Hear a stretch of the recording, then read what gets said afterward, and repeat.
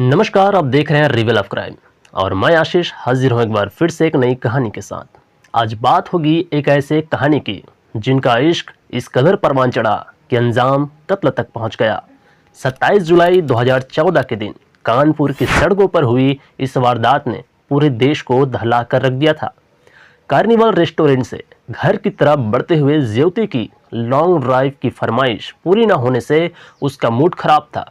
उसके तमाम जिद के बावजूद पीयूष अपने रास्ते पर आगे बढ़ता ही जा रहा था, मगर कानपुर के इस बेहद अमीर परिवार से ताल्लुक रखने वाले पीयूष और ज्योति को क्या मालूम था कि आने वाला वक्त उनके लिए काल साबित होने वाला है। रावतपुर रोड पर अचानक बाइक सवार का झुंड देखकर दोनों घबरा जाते हैं। पीयूष की गाड़ी को रोकने के बाद बाइक सवार पीयूष के साथ मारपीट करने लगते हैं। इसी बीच ज्योति अपनी पति की जान बचाने के लिए चीखती चिल्लाती है, जिससे बदमाश बौखला जाते हैं और फौरन ज्योति का मुंह भी बंद कर देते हैं।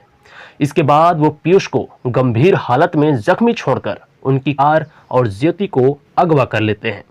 पीयूष अपनी पत्नी की जान बचाने के लिए कार के पीछे दौड़ता है, लेकिन कार थोड़ी ही देर में उनकी आंखों के सामने से ओझल हो जाता है। वो ज्योति की फोन पर कॉल करता है, बेल बजती है। ज्योति फोन भी उठाती है, लेकिन उस तरफ से सिर्फ और सिर्फ ज्योति के रोने, चीखने और मदद मांगने की आवाज आती है। तभी वो बदमाश उसे जान से मारने की धमकी देता है और फिर फोन कट जाता है। डरा सहमा पीयूष फिर फोन लगाता है, लेकिन इस बार फोन नहीं उठता। पीयूष पागलों की तरह इधर उधर मदद के लिए दौड़ता है, लेकिन कोई उसकी मदद नहीं करता। करीब 1 घंटे के बाद एक बाइक सवार की मदद से वो रावतपुर पुलिस स्टेशन पहुंचता है और पूरे घटना की जानकारी देता है। अब तक जो पूरी कहानी आपने सुनी वो दरअसल पीयूष ने पुलिस को बताई थी। पुलिस उसका सारा बयान दर्ज कर ही रही थी कि सूचना मिलती है कि पीयूष की कार वारदात से कुछ ही दूरी पर बरामद की गई है, मगर कार के अंदर एक लाश भी मिली है जो पीयूष की पत्नी ज्योति की है। मामले की सूचना पर पुलिस फौरन घटना स्थल पर पहुंचती है। कार में पड़ा ज्योति का शरीर खून से सना मिलता है। उसकी उखड़ी हुई खाल और जगह जगह से रिश्ता खून किसी खौफनाक वारदात की कहानी की ओर इशारा कर रहा था।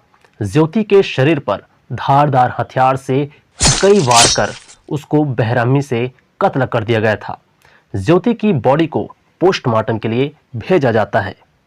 इसी बीच पीयूष और उसके परिवार से जुड़ी तफ्तीश शुरू की जाती है। इसी बीच पता चलता है कि पीयूष कानपुर के बड़े बिजनेस घराने से ताल्लुकात रखता है। पीयूष के पिता कानपुर के बड़े कारोबारियों में शुमार थे। साल 2012 में पीयूष की शादी ज्योति से हुई थी। ज्योति भी बिजनेस घराने से ताल्लुकात रखती थी। पुलिस को पता चलता है कि ज्योति के पिता का जबलपुर में प्लास्टिक का बड़ा बिजनेस है। इस दौरान अरबपति बिजनेसमैन की बहू के कत्ल की यह खबर पूरे देश को दहला कर रख देती है। वहां पुलिस भी जल्द से जल्द इस मामले को सुलझाने की कोशिश करती है। कत्ल तो हुआ है, ये तो साफ था, लेकिन किसने और क्यों किया ये अब तक राज ही था। मामला बड़े खानदान के होने के चलते पुलिस के बड़े अफसर भी अलर्ट थे। अभी पोस्टमार्टम जारी ही था। इसी बीच पीयूष अपने परिवार के साथ अस्पताल पहुंचता है। उसके अलावा ज्योति के घर वाले भी अस्पताल में ही मौजूद थे। इसी दौरान पुलिस पीयूष को देखकर थोड़ा हैरान होती है। दरअसल थोड़ी देर पहले तक जो पीयूष दूसरी टी शर्ट में था, वो अब एक नई टी शर्ट में था। हालांकि ये कोई बड़ी बात नहीं थी, मगर एक तरफ जहां वो बेतहाशा रो रहा था, वहीं दूसरी तरफ उसका यूं शर्ट बदलना थोड़ी हैरान करने वाली हरकत थी। इसके अलावा पुलिस अब भी इसकी तफ्तीश में थी कि अगर बदमाश ज्योति को घंटे भर पहले ही अगवा कर ले गए थे, तो वो पुलिस के पास 1 घंटे बाद क्यों पहुंचा? उसके फोन करके पुलिस को सूचना क्यों नहीं दी? क्या उसका और इस कत्ल का कोई लिंक तो नहीं था? इसी बीच ज्योति की पोस्टमार्टम रिपोर्ट आती है। ये तो साफ था कि उसका कत्ल किसी धारदार हथियार से किया गया था। उसके शरीर में 17 बार हमला किया गया था ताकि हर कीमत पर उसकी मौत हो जाए। पुलिस ने अपनी जारी तफ्तीश में कार्निवल रेस्टोरेंट की सीसीटीवी फुटेज खंगालना शुरू किया। फुटेज में दोनों खाना खाते नजर आए, लेकिन जितनी देर भी वो वहां बैठे उन दोनों के बीच एक भी बार बात नहीं हुई। पीयूष बार बार किसी से फोन पर बात कर रहा था। सीसीटीवी फुटेज से साफ थी कि दोनों के बीच सब कुछ नॉर्मल नहीं था। हो न हो पीयूष झूठ बोल रहा था। इसी शक के आधार पर पुलिस ने पीयूष के कॉल रिकॉर्ड निकलवाए। पता चला हत्या वाले दिन पीयूष ने एक नंबर पर 150 से ज़्यादा बार मैसेज किए थे। इसके अलावा इस नंबर पर पीयूष लगातार बातें कर रहा था। पीयूष की कॉल रिकॉर्ड से पता चलता है कि इस एक नंबर पर ही पीयूष अक्सर लंबी लंबी बातें किया करता था। अब सवाल था कि आखिर ये नंबर किसका है। जब पुलिस ने इस नंबर की पहचान की तो मालूम चला ये नंबर मनीषा मखीजा नाम की एक लड़की का है। पुलिस ने पता लगाया कि मनीषा कानपुर के ही एक बिस्किट व्यापारी की ही बेटी थी।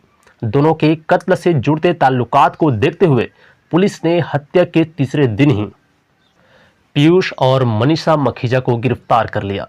अब दोनों को बिठाकर पूछताछ शुरू की गई। शुरुआती पड़ताल में न पीयूष कुछ बताने को तैयार था और न ही मनीषा तैयार थी, मगर पुलिस के दबाव के बाद पीयूष ने अपना गुनाह कबूल किया और बताया कि उसका और मनीषा का एक्स्ट्रा मैरिटल अफेयर है और इसकी भनक उसकी पत्नी ज्योति को थी।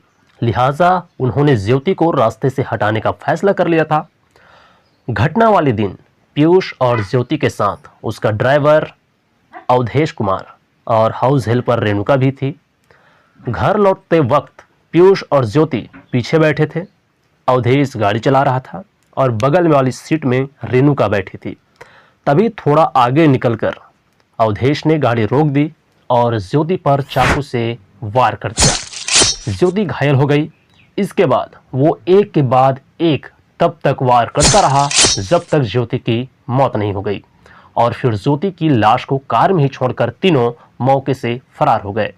यहाँ इस पूरे वारदात की जानकारी पीयूष अपनी प्रेमिका मनीषा मखीजा को देता रहा और इसी कबूलनामे के साथ इस वारदात की पूरी गुत्थी पुलिस ने महज 4 ही दिनों में सुलझा दी।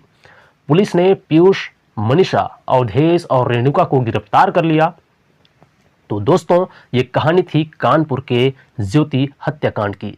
ऐसे ही सच्ची घटनाओं की कहानियां सुनने के लिए इस चैनल को सब्सक्राइब जरूर कर लीजिए।